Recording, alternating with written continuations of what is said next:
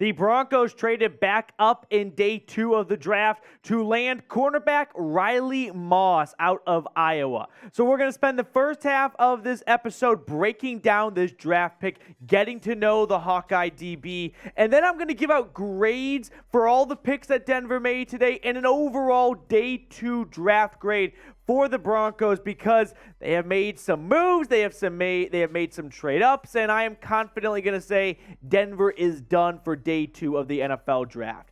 But first things first, let's get to know the newest member of the Broncos, cornerback Riley Moss. He's 6 foot tall, 193 pounds.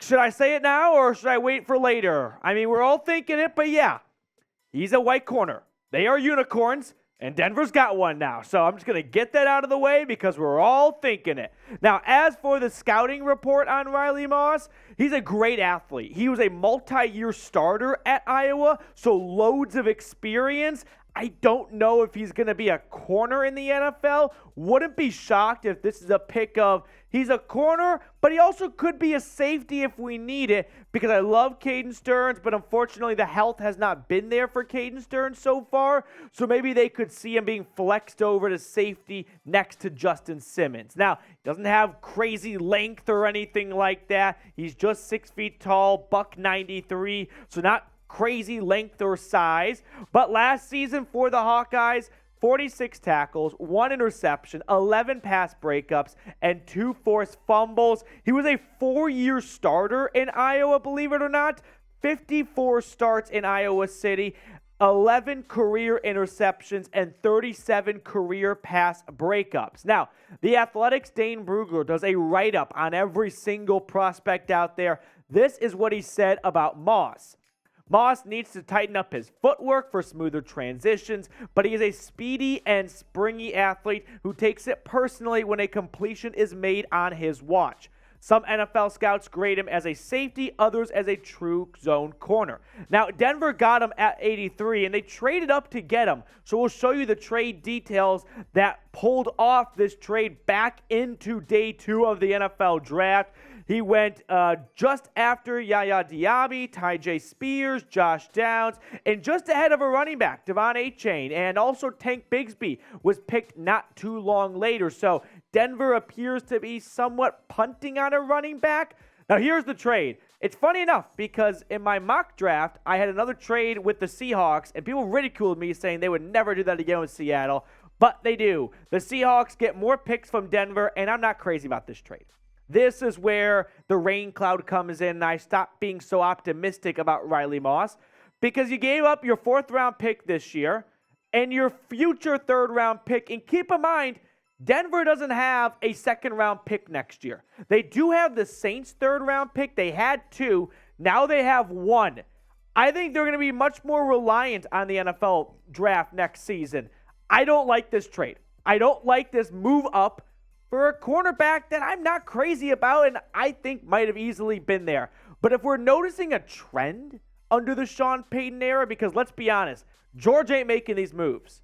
George Paton does not want to greenlight losing more picks, making his life more difficult to put out a good roster, ergo, get faster or get fired down the line faster. So Sean Payton is the one pulling all the strings right now, selling all these picks to go get the players he wants. He clearly had a short list, a crunched up Post-it note with Vontae Mack all over it, and it read Marvin Mims, Drew Sanders, and Riley Moss. And they wanted Riley Moss, and this is just another, I hate to say a Gruden grinder, but he's that type of cut, right? That type of, that cut from that kind of cloth is the expression I'm looking for, where he is a physical corner. Effort is there. He doesn't take plays off. He's a blue-collar type NFL player where they are going to outwork you over 4 quarters.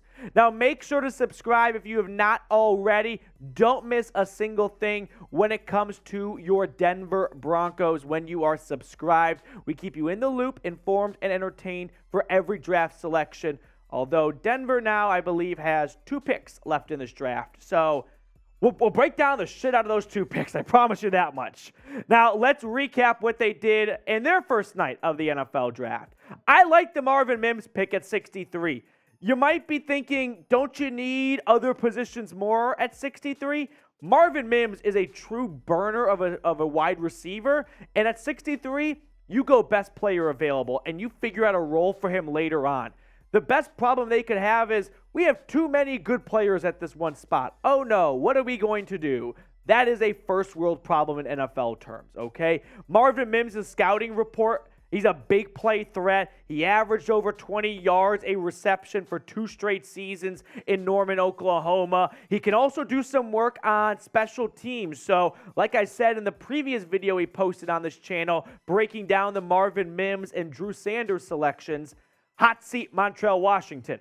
54 grabs a season ago, 1,083 yards, and 6 touchdowns. I am a fan of the Marvin Mims pick at 63. It's a fun pick. It's a butts and seats kind of pick. It is a deep threat for Russell Wilson. This, in my opinion, is a good selection at number 63 in the draft, trading up into round 2 to get it done. Then at their own pick at 67, they went Drew Sanders.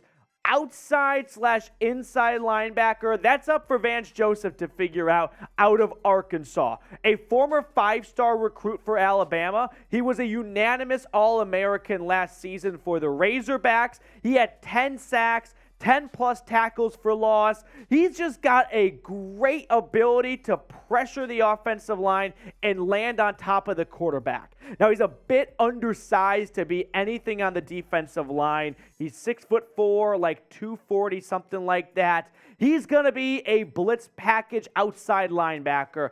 I don't know if they'll have him line up at inside linebacker at all. My first inkling is he's going to come in just for obvious passing situations in his rookie season. And maybe in year 2, when Josie Jewell's contract is up, he slots in next to Alex Singleton. But that's further down the line. Like I said, though, last year for Arkansas, 10 sacks, 5 pass breakups.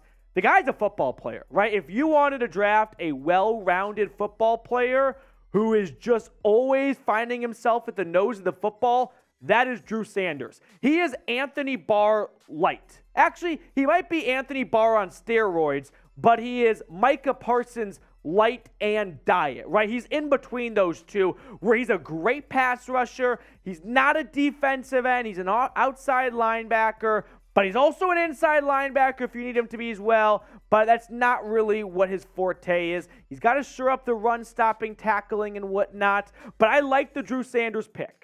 So with that being said, grade the picks for me. I'm going to give you my overall grade for Denver in day 2 in just a moment, but give me your grade first.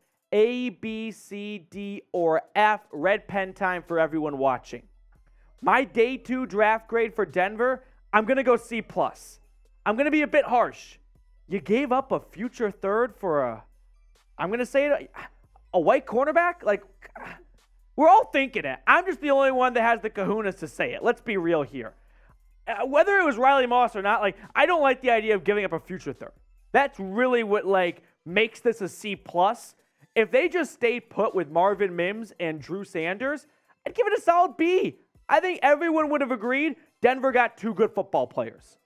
But because he gave up a future first for a cornerback that just I didn't like really, period. There were other corners I liked more that were still available at the time. I'm going to bring it down to a C+. I really just dislike Denver giving away future draft picks when this is not their Super Bowl window, right? Denver is you want to give away 5th and 6th round picks, by all means, go do that, George and Sean Payton. But future thirds, that's a valuable pick right there. And I don't want to see Seattle, once again, pick early in a round, because Denver did not do well this season, and they don't have crucial day 2 picks. They do get their first-round pick back next season, but if you're moving back into the draft and giving up a future day 2 pick and a 4th-round pick this year, and an early one too, 108, you got to make sure that guy's a surefire thing, right? That is one of those, hey, we have our hair on fire. How is he still available? Pick up the phone, make the call, and run it up to the board. Riley Moss just isn't that level of a player, in my opinion. I'm sorry, Riley. I'm going to pull for you. I hope you prove me wrong, but that's just my gut reaction to that trade and then that selection. That's going to do it for us here, our second video of the night. Enjoy the rest of the NFL Draft. We'll see everyone tomorrow morning, bright and early. Day 3, Denver doesn't do much in it. Damn it. Okay. We'll see you guys day 3 still. So, rock on.